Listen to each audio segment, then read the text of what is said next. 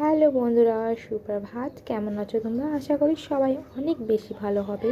তো দেখো, আমার আজকে অনেক দিন পর মা মনসাকে পুজো দেওয়া হয়েছে আমার বাড়ির মন্দিরে। তো দেখো, আমার পুজো টুজো হয়ে গেছে। আজ মঙ্গলবার আছে। দেখো কি সুন্দর লাগছে না আলপনাগুলো, সে মনসা পুজো দেওয়া হয়েছিল। আর এই দিকে দেখো, আমার ভাই কতগুলো কাগজ নষ্ট করে দিয়েছে কেটে কেটে।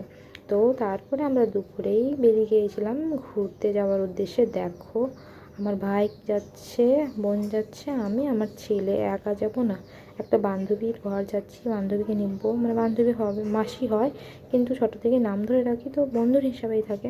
তো দেখো, ওর মেয়ে আছে, ওর মেয়েকে নিয়ে যাচ্ছে।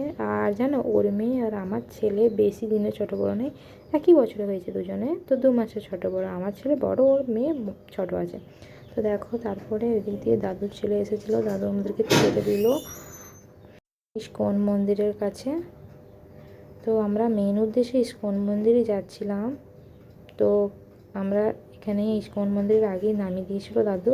আমরা হেঁটে হেঁটে চলে যাচ্ছিলাম। তো আমরা অনেক জলদি চলে গেছিলাম ইস্কন মন্দির, সেই জন্য হেঁটে হেঁটে একটু দূরেই বসুন্ধরা পার্ক আছে, সেই পার্কে চলে গেলাম। দেখো, এখানে কত সুন্দর সুন্দর খেলা খেলছে এরা।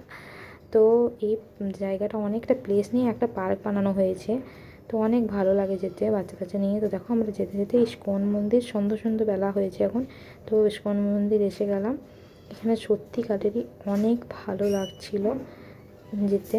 তো আমার বোন প্রায় এখানে আসে, কিন্তু আমি আর আসতে পারি না, আসলে পরে আমি আসি।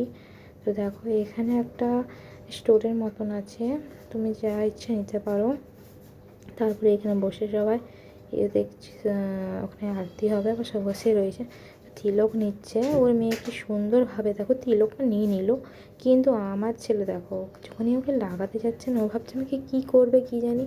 তো এই সব দিয়েও বঞ্চিত ছিল। তো তাই জন্য হয়তো ছোটো থেকেই যদি ওর আদরটা থাকতো, তো এটা ভয় পেত না। তো যখন আমাকে লাগালো, তখন তারপর একটু আসলো, হিম্মত আসলো, তারপরে ও লাগিয়ে নিল। দেখো, এখানে মন্দিরের পিছনে কত সুন্দর সুন্দর পেন্টিং করা রয়েছে, সব ভালো লাগছিল দেখতে। তো এইখানে আবার আরতি হবে। আর ওইদিকে ওখানে দেখো পর্দা দেওয়া হয়ে গেছে। তো এখানে তুলসী মন্দিরে আরতি করছে, তারপর পর্দা আবার হয়ে গেছে, আবার এখানে আরতি শুরু হবে। তো আরতির শুনতে শুনতে, ভজন শুনতে শুনতে আমার ছেলে হয়ে গেছে, ঘুমিয়ে গেছে। আর কিছুক্ষণ পর ওর মেয়ে ঘুমিয়ে গেছিলো। তারপর আমরা খিচুড়ি খেতে চলে এলাম। আর হ্যাঁ, আজকের ভিডিওটা এখানে অবধি। ভালো লাগলে লাইক শেয়ার কমেন্ট করবেন। বাই, ভালো থাকবেন।